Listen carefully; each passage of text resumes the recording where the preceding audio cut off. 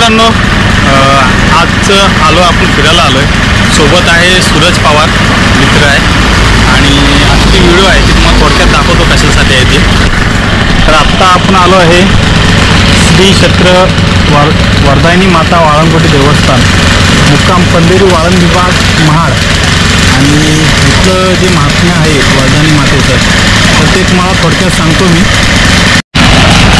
ते सूचना फलक लागलेला आहे.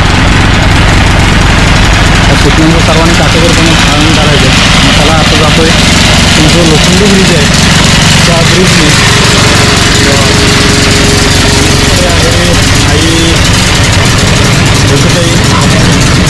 आणि आपली सगळी मंडळी आहे ती मिरडोरमध्ये आली होती. चला रे चला चला.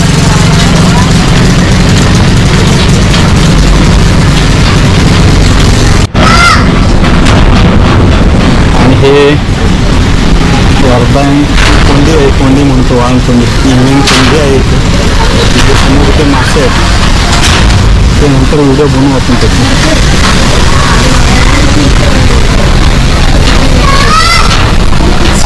आता ह्या ब्रिजने आपण त्या साईडने इकडे आलो.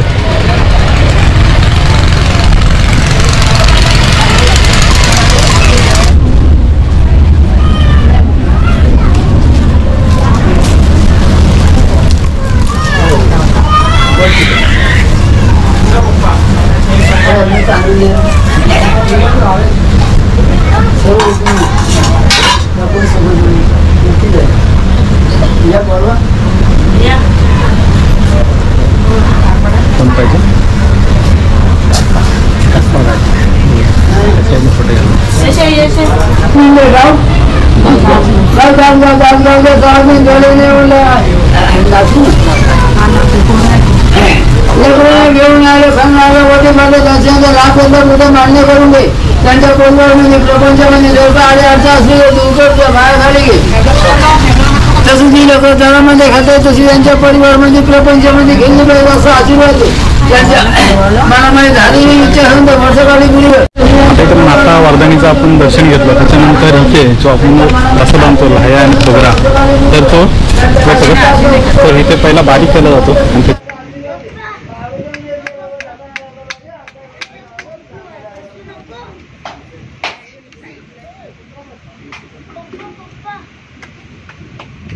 आणि उल्टा उल्टा उल्टा कर ठीक आहे. हाँ बस पानी काटता है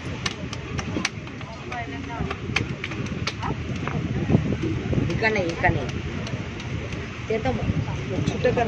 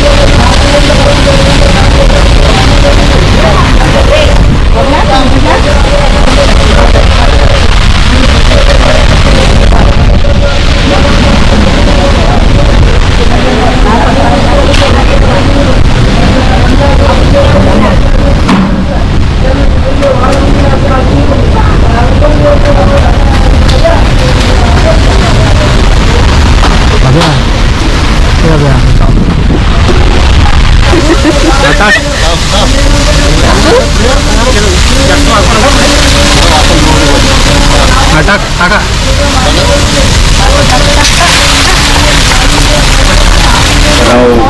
आत्माराव राजारामला राहणार पंधेरी आणि त्यांचं नाव ज्ञानेश्वर गोपाल उतेकर, राहणार वाळंगकोंडी. हे आम्ही इथले रहिवासी आहोत. वरदायिनी माता जी आहे ही छत्रपतीच्या काळापासून या ठिकाणी वास्तव्याला आहे. छत्रपती शिवाजी महाराज ज्यावेळेस राज्य करत होते त्यावेळेला त्यांनी या ठिकाणी देवीची पूजापाठ करण्यासाठी काही माणसं नेमली होती. त्या कालापासून अगदी छत्रपतीच्या काळामध्ये 4 आणे 2 आणे असे पूजेसाठी दिले जायचे आणि त्या पैशातून त्या देवीची पूजा केली जायची. कालांतरानं इथं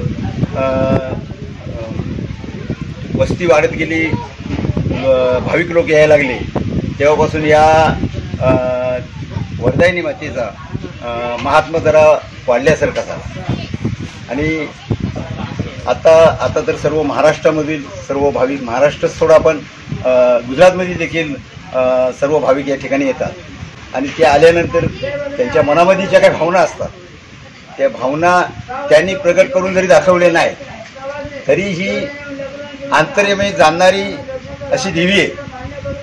तर ती माझ्या मनामध्ये ज्या काही भावना असतील ती मी जरी उल्लेख केला नाही तरी पण ती जाणून घेते आणि माझ्या मनातील भावना असतील त्या माझ्या सर्व मनोकामना पूर्ण करते. असा या देवीचा महात्मा आहे. आई वरदायिनी माता असं या देवीचं नाव आहे आणि ह्या देवीच्या स्थानावर जे कुंड आहे ते कुंड आईची कोंड म्हणून असा या त्या कुंडाचा उल्लेख होता आणि वालल कुंड, आता हल्ली त्याला वालल कुंड म्हणायला लागले. माझं नाव ज्ञानेश्वर उतीकर, वाळणकोंड राहणारे. जागृत देवस्थान पूर्ण रायगड खोऱ्यातील, महाराष्ट्रातील नवीन तर महाराष्ट्राबाहेर देखील या ठिकाणी जागृत देवस्थान आहे. नवसाला पावणारी, हाकेला धरणारी अशी वरदायिनी माता. या मातेचा उत्सव 1 महिनाभर परिपूर्ण असतो. त्या परिपूर्ण उत्सवामध्ये आमचं पूर्ण खोऱ्यामधले जेवढे गाव आहेत त्या गावांनी मिळून इथं अन्नदान होत असतो. अन्नदान देखील चालू होतो या ठिकाणी. तदनंतर शेवटच्या दिवशी पूजा होते. या खोऱ्यातील पूजेनिमित्त सर्व इथे पूजेसाठी येतात. त्याचप्रमाणे आमचे विक्रम संघटनेतर्फे या वालंकोंडेवरती 1 डिसेंबरला अशी पूजा होते. त्या पूजेनिमित्त हळदीकुंकू कार्यक्रम ठेवला जातो. हळदीकुंकूसाठी देखील महिला वर्ग भरपूर येतो. गेल्याच आठवड्यामध्ये दीपोत्सव साजरा केला.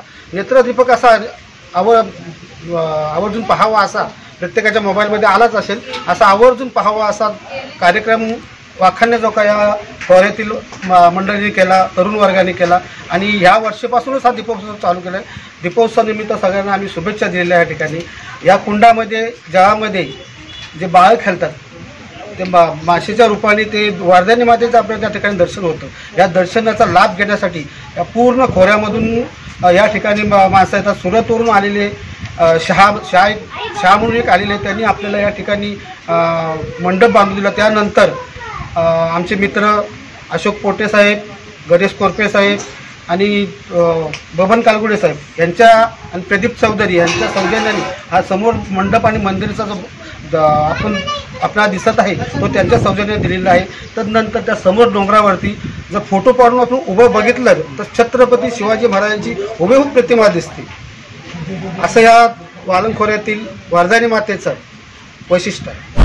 आणि आता हे ह्या माता वरदायिनी जे क्षेत्र आहे, मंदिर आहे तिथे, त्याच्यानंतर इकडे आपण जो प्रसाद मिळाला होता तो प्रसाद दिला होता ते माशांच्या रूपात देवी ते बसते असं गावकऱ्यांचं म्हणणं आहे. आणि आता ही जी रेलिंग दिसते तुम्हाला ही आत्ता लावलेली आहे. त्याच्यानंतर मग हा जो प्रवाह आहे आणि इथं जो सर समोर जो बघितलात तर हा एक डोंगर आहे आणि ह्या डोंगराची वैशिष्ट्य असं आहे की जर तुम्ही जो फोटो काढला आणि त्याला जो उभा पकडला, आता तुम्हाला दाखवेल, त्याला एडिट करताना येईल, तर छत्रपती शिवाजी महाराजांचा चेहऱ्याचं दर्शन, तुम्ही जर चेहरा तुमचा तिरपा करते मोबाईल जर ते फिरवलात तर तुम्हाला महाराजांचं दर्शन येईल. त्याच्यानंतर इकडे हा लिंगाणा किल्ला आहे, बरोबर ना? लिंगाणा किल्ला आहे म्हणजे तुम्हाला इथं आल्याच्या नंतर तुम्हाला वैशिष्ट्य म्हणजे चारी साईडनी डोंगररांग आहे, पर्वतरांग आहे, एक व्हॅली म्हणूया आपण. आणि त्या पर्वतरांगामध्ये बसले, सह्याद्रीच्या पर्वतरांगामध्ये बसले वाळंकोंडी बसलेली आहे. आता आपल्यासोबत पंधेरी गावचे सूरज पवार आहेत आणि त्यांच्याबद्दल सांगायचं ते आपण एका कॉलवरती आपल्याला भेटायला तयार झाले आपल्यासोबत यायला की जी आपली वाळंकोंड आहे ती क्षेत्र वरदायिनी मातेचं दर्शन घेण्यासाठी. तर आत्ता आलो होतो आपण, तर मी त्याला विचारेन की बाबा इथे येण्यासाठी म्हणजे आपला रस्ते कोणकोणते आहेत. जर समजा महाडला मी आलो तर महाडवरनं यायला रस्ते कोणते सांग. जर आपण महाडला आलो आहेत, महाडवरनं जर सेपरेट बिरवाडीला येण्यासाठी मिनी डोअर आहेत, प्रायव्हेट गाड्या आहेत. बिरवाडीनंतर इकडे रहदारीसाठी मिनी डोअर आणि प्रायव्हेट गाड्या त्या असे आहेत. म्हणजे बिरवाडीमधनं आपल्याला वाळवंटसाठी सेपरेट मिनी डोअर करून यायला लागेल. मागरूनपर्यंत येते ना? हां, फक्त मागरूनपर्यंत येते. तिथनं मग आपल्याला एक सेपरेट गाडी करून इकडे यावं लागतं पुढं श्री क्षेत्र वर्धानी मातेच्या दर्शनासाठी. आणि ह्या स्थानाबद्दल तुला काय माहिती असं तुझ्या माहितीप्रमाणे तर तू सांगू शकतोस? हे खूप पूर्वीपासून आलेलं हे वर्धानी मातेचं देवस्थान आहे. माझ्या आजोबांनी जिथून सांगितलं आहे त्या वाळणकोंडीच्या ह्याच्यानी सुद्धा हे स्थान ओळखलं जातं आणि वर्धानी माता देवस्थान याही नावाने ओळखलं जातं. आत्ता 5-6 वर्ष झालं ह्या देवीचं महात्म्य एवढं वाढलेलं आहे की यूट्यूबच्या मार्फत, चॅनलच्या मार्फत खूप प्रसार झालेला आहे. आत्ताच आठवड्यापूर्वी दीपोत्सव कार्यक्रम झाला, या पुढे कधी झाला नव्हता.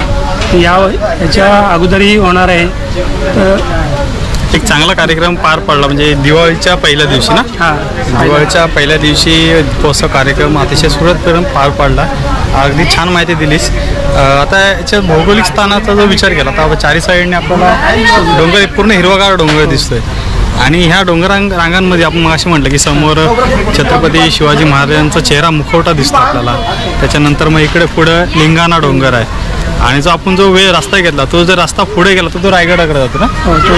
दुर्गराज रायगडाकडे तो रस्ता जातो. त्यामुळे भौगोलिक स्थान बघितलं तर एकदम अतिशय सुंदर आहे. कधी जर तुम्हाला वेळ भेटला तर नक्की अवश्य भेट द्या. आपण इथे उभे राहिले पावसाळ्याच्या टायमाला हा पूर्ण पाण्याखाली जातो. हा भाग पूर्ण क्षेत्र हे पाण्याखाली असतं. पूर्ण क्षेत्र पाण्याखाली जातं. आणि असं म्हणूया आपण जे आता आपण बघितले जे कोंडीमधले जे मासे बघितले म्हणजे माशांच्या रूपामध्ये आई दर्शन देते. आणि किती मोठं पाण्यामध्ये पूर येते तरी त्या माशाने अजूनही त्यांचं स्थान सोडलेलं नाही आहे. कारण त्या आई वर्धानी माता आपल्याला दर्शन देते असंच म्हणूया. चला तर आपला पुढचा प्रवास अजून करायचा आहे. आणि पवारचे पण धन्यवाद सूरजचे की तो आपल्याला माहिती दिली. अजून काय असं आपला प्रवास त्याच्यासोबत करायचा आहे तो आपल्यासोबत असणार आहे, तोही माहिती सांगेल आपल्याला. आणि हा आहे ब्रिज, लोखंडी ब्रिज ना रे? चांगलं आहे. म्हणजे हा ब्रिज नव्हता तेव्हा त्या साईडनी चालवतो काय? तेव्हा तिथे खालच्या साईडला शिडी टाकायची पहिला, ब्रिज नव्हता. हा असाच ब्रिज हळूहळू तिथे आहे. श्री वर्धानी मातेचं मंदिर आहे, देवस्थान आहे. आणि इथे खाली जे आपण बघतो ते मासे मागाशी जे प्रसाद टाकत होते आपण भाविक, तर तिथून टाकत होते. आणि इथे माशांचा थर दिसतोय. इथे पूर्वी 7 थर दिसायचे आणि आता सध्या तरी जे दिसतात तेच मासे दिसतात. आणि त्या काकांच्या म्हणण्याप्रमाणे जर 7 थर बघायचं असेल तर 1 गोणी तांदूळ लागेल, असं बरोबर ना? 1 गोणी तांदूळ टाकले तर तो आपला थर दिसेल. तर बघूया आपण व्हिडिओ बनवून एकदा प्रमाण टाकून बघा 2 मिनिट. आता गोप्रोमध्ये जर दिसत असेल तर तुम्हाला बघा जो भाविक आहेत ते त्याला प्रसाद जो खोबरा, तांदूळ आणि लहायांचा प्रसाद वरण टाकतात. तसे तसे ते मासे तुम्हाला खालनावर येताना दिसतील.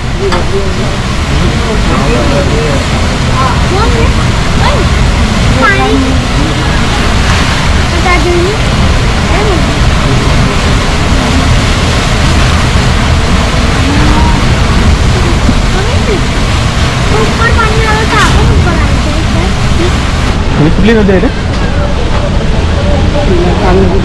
काळ नदी आहे ना? तो अवकडलं क्षेत्र आहे. त्याच्यानंतर हे जातं इकडे आणि इकडे जाताना पुढे एक ब्रिज होता माहितीप्रमाणे. आणि तिथनं ब्रिज व्हायच्या तो कोसळला तर शिड्या असायच्या ना रे? शिड्या. आणि आपल्या खोतबाबांची होडी तिथं चालायला असायची. आता त्या काकांनी सांगितल्याप्रमाणे की खोतबाबा इकडे येऊन तिकडे लावायची होडी. म्हणजे खोतबाबा म्हणजे वैभवमांचे वडील.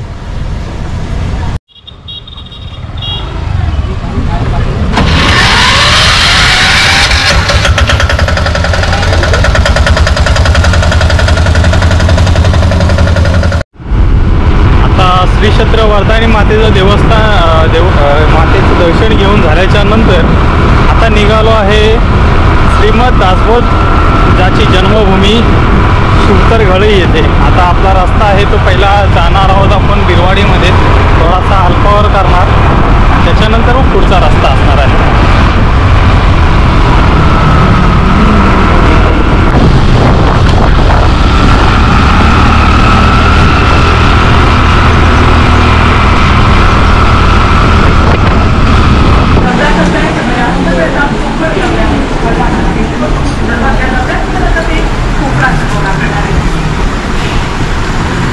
आलो होतो आपण सूरज पवारच्या घरी आणि सूरजच्या घरचा फिश टँक आहे तो त्या बुडू आपण त्यात नंतर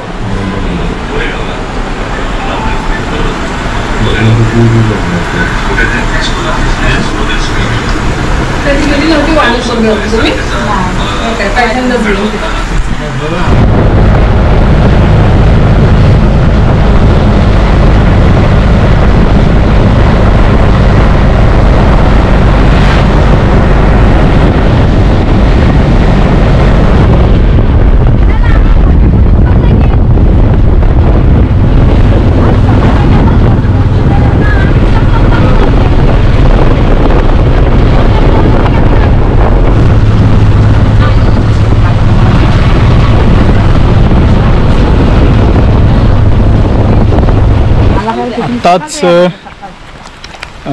बिरवाडवरून निघालो आणि शिवतरेगड इथे आलो आहे आणि त्यासोबत मंडळी आता चालले आहेत जिथं श्रीमद दासबोधचा जन्म झाला त्या शिवतरेगडीमध्ये. चला तर मग जाऊया. आता इकडे येण्याचा रस्ता म्हटलात तर तुम्हाला मिलीडोर किंवा एस टीने महाडपासून बिरवाडी आणि बिरवाडीपासून शिवतरगड असा प्रवास करावा लागेल. जो बिरवाडीपासून जो वरणला भोरकडे जाणारा रस्ता आहे तिथे बारसगाव गाव आहे. ते बारसगाव गावामध्ये एक तुम्हाला हे दिसेल बॅनर दिसेल आणि त्या बॅनरपासून आतमध्ये जवळजवळ 12 ते 15 किलोमीटर तुम्हाला शिवतरगड हे गाव लागेल. तर चला तर जाऊया शिवतरगडीकडे.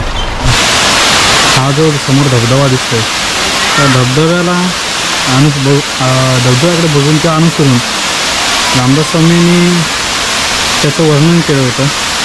गिरीचे मस्तकी गंगा तेथुनी चालीला बले धबाबा लोटती धारा धबाबा तोय आदळे गरजेतो मेघतो सिंधू ध्वनी कल्लोल उठिला कड्या सादळे धारा वाता आवर्त होतसे तुषार ओटती रेणू दुसरे रस मातली वात मिश्रते ते रेणू शीत मिश्रत उकडे दरात तुला मोठा झारखंड परोपरी दिदीर दातली छाया त्यामध्ये ओग वाहती गरजती स्थापदे पक्षी नानास्वरे भयंकरे गरज होत असे रात्री ध्वनी कल्लोल उठती कर्दंब निवडे ना तो मानसी साकडी पडे विशाल होत ती धारा ती खाले रम्य तीव्र विश्रांती वाटते तेथे जावया पुण्य पाहिजे कथा निरूपणे चर्चा सार्थकी काळ जात असे. जय जय समर्थ. तर चला जाऊया शिवतरगडीकडे. समोरचा धबधबा गिरीचे मस्तकी गंगा आणि हा आहे आता आपण चाललो आहे तो आहे श्रीमद दासबोध ज्या ठिकाणी लिहिला गेला तेच तर श्री समर्थ रामदास स्वामी आणि श्री कल्याण स्वामी. श्री रामदास स्वामींनी कथन केलं आणि ते लिहायचं का कल्याण स्वामींनी केलं.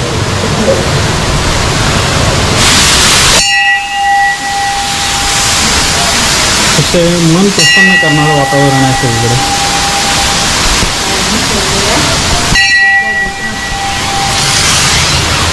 आलं का तुम्हाला?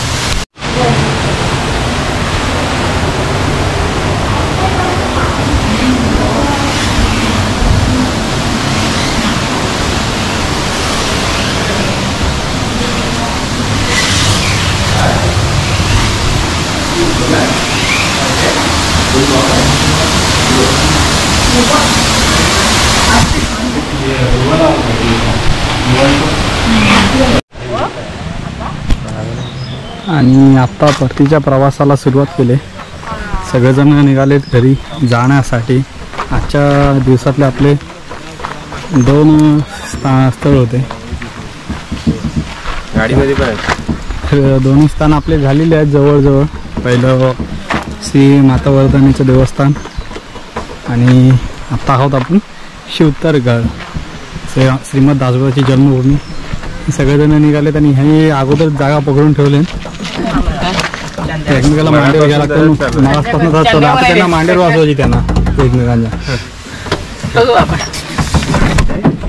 2 जे स्थळ होते ते आपले झालेत आणि एकंदरीत जर बघितलं तर दोघांचे भौगोलिक स्थान जर बघितलं तर पूर्ण 4 बाजूनी पर्वतरांगा डोंगर आणि त्याच्यानंतर मग अशा शांत ठिकाणी दोन्ही स्थळ आहेत.